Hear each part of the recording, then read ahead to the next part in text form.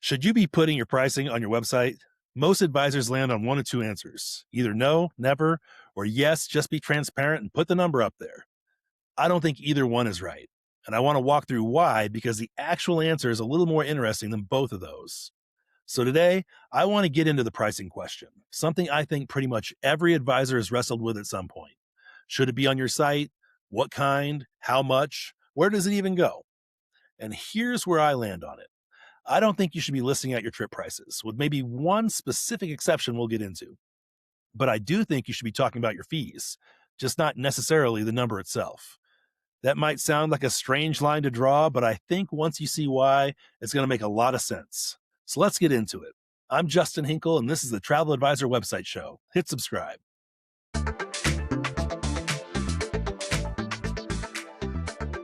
Okay, so picture somebody landing on a travel advisor's website for the first time. They've never worked with an advisor before, and a lot of people haven't. They're just kind of poking around, reading about specialties, looking at photos, getting a feel for whether this seems like the right person. And the whole time, there's this question sitting quietly in the back of their mind. Does this cost extra? Is there some kind of fee on top of the trip? What am I actually going to be paying for here? And the site, it doesn't say anything about it, not a word. So that question kind of just sits there. It's not loud enough to make them close the tab, but it's there. It's coloring everything else they're reading. They're looking at the advisor's experience and their specialties, and there's this little hum of uncertainty underneath it all. Some people push through that anyway and reach out, but some don't. Not because they couldn't afford it, not because they'd have actually objected to the fee once they understood it, just because the uncertainty itself felt like a little too much to walk into. And the crazy part is, some of these people would have been fantastic clients. The fee would have been completely fine with them. They just never got far enough to find that out. That's the cost of saying nothing. And I think it's worth taking seriously because most advisors don't even realize it's happening. So let me start here, because I think the instinct to leave pricing off the site comes from a real place, and it's worth being honest about why. The biggest reason: travel is genuinely custom, like truly custom. The cost of a trip depends on where you're going, how many people, which cabin or room category, which resort, whether you need flights, what time of year it is, what promotions happen to be running that week. You really can't publish a price list the way, I don't know, a gym or a software company can. The product just doesn't work that way. There's no starting price that's actually true across the board. Second thing, there's a real fear of sticker shock. If somebody sees a number before they understand everything wrapped up in it, they might bounce before you ever get the chance to explain what the number actually represents. And travel is a weird category for this because there's already comparison running in that person's head. What would this cost me if I just booked it myself on Expedia or went straight to the cruise line? And then there's the planning fee question, which I think is its own thing entirely. A lot of advisors charge some kind of planning or service fee, and there's this hesitation. What if somebody sees that number and just decides, nope, not paying that, before they've even understood what it covers or why it exists? So the default becomes nothing, total silence. Just reach out and let's talk about your trip. And look, I get every piece of that reasoning. It's not unreasonable, but saying nothing isn't actually free. It costs you something too. You just don't see it happen. Okay, so let me just say where I land on this, because I don't want to dance around it. For the actual cost of a trip, I don't think you should be listing prices or even ranges on your website. And the reason is exactly what we just talked about. It's custom. The second you publish something like luxury cruises typically run $10,000 to $30,000, you've planted a number in somebody's head that may have nothing to do with their actual trip. Their dates are different. Their cabin preference is different. What's running in promotion 6 months from now is different. You've given them a number that might not mean anything by the time you're actually working together. And now you're either explaining why their trip costs more than what you said or underselling what's possible for their budget. It just creates more problems than it solves. You're trying to give people a reference point, but with custom travel, that reference point is shaky enough that it can work against you just as easily as it can help you. Now, there is one spot where I think showing a price genuinely works, and that's group trips that you're actively promoting, like a hosted group cruise or a destination trip you've put together that has a fixed itinerary and a locked-in cost. And the reason that's different is the price is actually locked. You know what the cabin costs. You know what the package includes. It's not a moving target the way a custom trip is. So something like join us in the Mediterranean starting at $2,400 a person, that works because it's true. It's not going to shift depending on somebody's preferences or when they happen to book. It is what it is, and you can stand behind that number with total confidence. That's really the dividing line for me. If the number is locked and accurate regardless of who's asking, show it.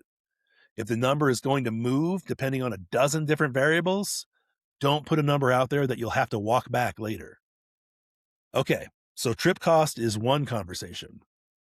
Your fee, your planning fee, your service fee, whatever you call it, that's a completely separate conversation. And I think it deserves a different approach entirely.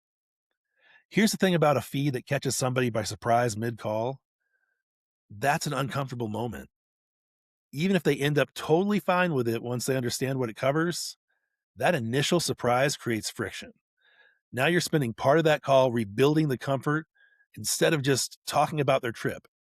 You're on the back foot before you've even started. So I do think advisors should talk about their fees. I just don't think you need to put the actual number on your website. And I know that might sound like a strange line to draw. Like, isn't that kind of the same thing as saying nothing? It's really not. There's a big difference between somebody not knowing a fee exists at all and somebody knowing a fee exists, knowing roughly what it's for, and just not yet knowing the exact figure. The first one creates uncertainty. The second one just sets an expectation. And expectations are way easier for people to sit with than open questions. So picture something like this on your site, maybe on your services page or wherever you talk about how you work. Most of my trips include a planning fee, which covers the research, the comparisons, and booking and coordination, and ongoing support throughout your travel dates. The exact amount depends on the complexity of your trip. We'll go over that together when we connect. So you notice what that does? It tells somebody very plainly, yes, there's a fee. Here's roughly what it's for. And here's when you'll find out the specifics. Nobody's walking into a call blindsided. Nobody's seeing a number with zero context and bouncing before they ever understand it. You've named the thing, you've explained the shape of it, and you've pointed them toward the conversation where the rest gets filled in. That's a completely different experience than either silence, where the person's left wondering, or a bare number sitting there with nothing around it, where they do a quick gut check against free and leave before you ever get a chance to make your case.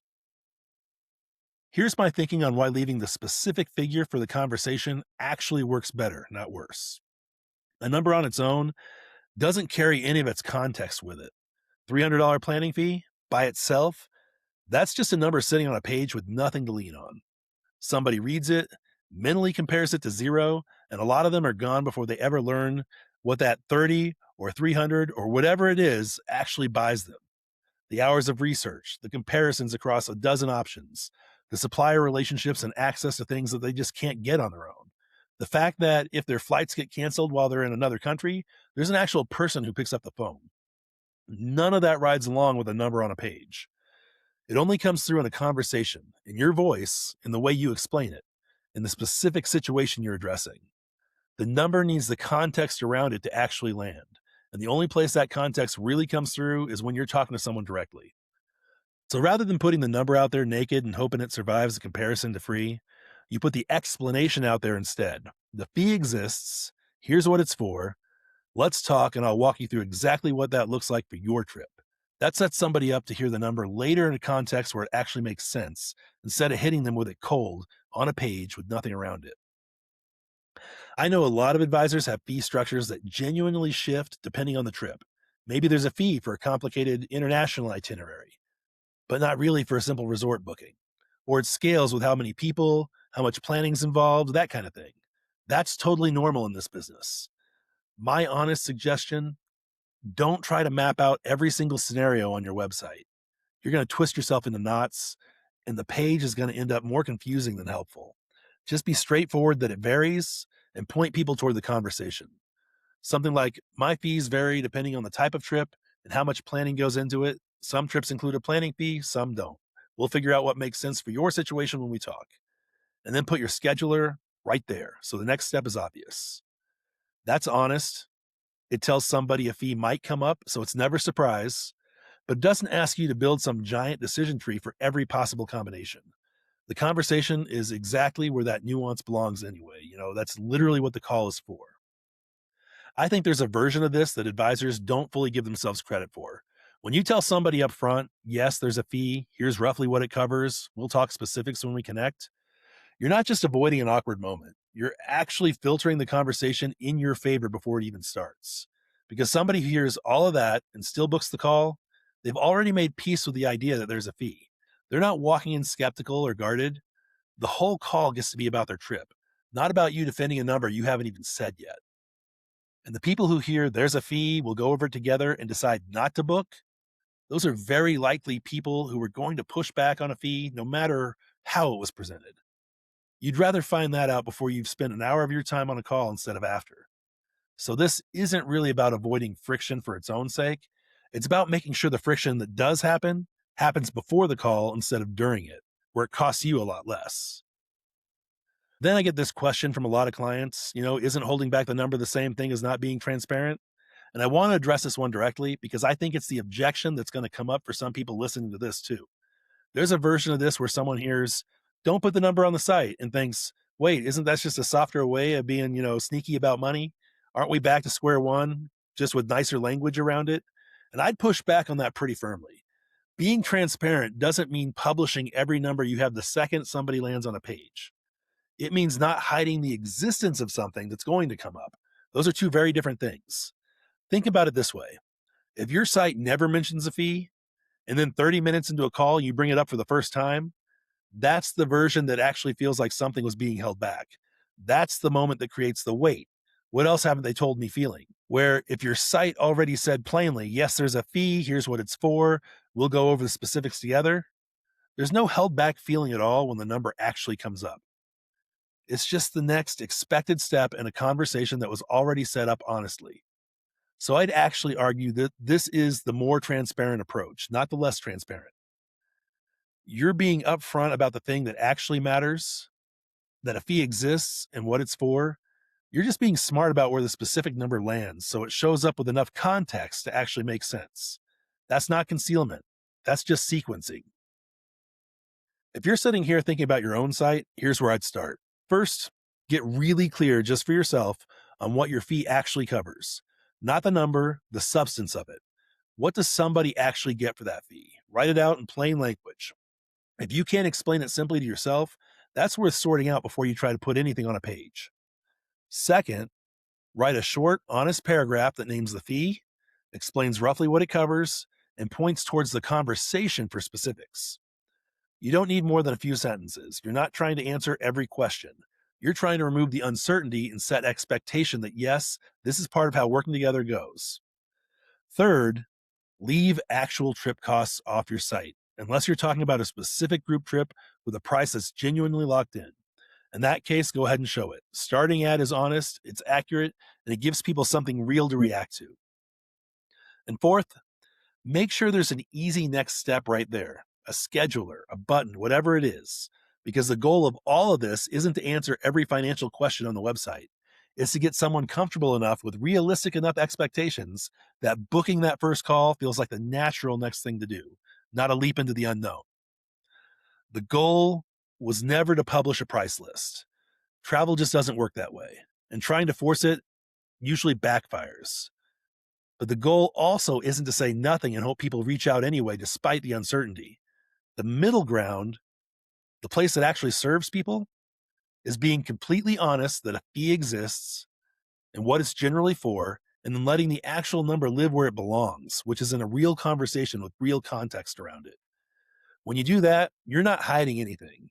You're not overpromising anything either. You're just making sure the first real conversation somebody has with you starts from a place of, okay, I get the shape of this. Now let's talk about my trip. Instead of starting with a surprise or starting with a number that never had the chance to mean anything. And honestly, I think that's true of a lot of what we talk about on this show. It's rarely about hiding things or revealing everything. It's about figuring out what somebody actually needs to feel comfortable taking the next step and giving them exactly that in the right place at the right time. There's a lot more on the Travel Advisor website show on exactly that kind of thing. I'm Justin Hinkle. Hit subscribe.